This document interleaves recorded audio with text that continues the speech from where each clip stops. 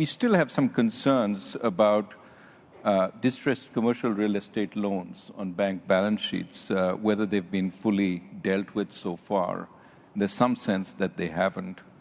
Add to that the very rapid growth in various forms of private credit over the last few years, which arguably haven't been tested by a full-blown recession. How would you put the resilience of our financial institutions at this point and their ability to weather potentially uncertain times? So I think our banking system is well capitalized with liquidity and is quite resilient right now to the kinds of shocks that it may face. I do believe that.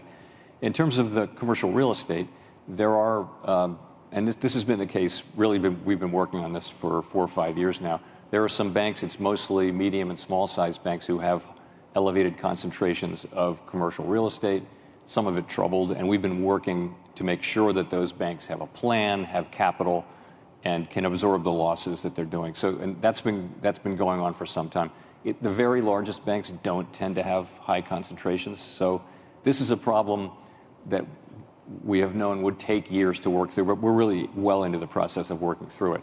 In terms of the non-bank financial sector, it's grown enormously. The provision of credit by non-banks has grown just really fast.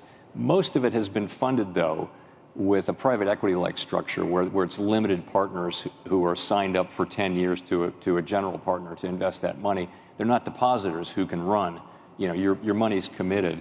And so that funding model is kind of run-proof.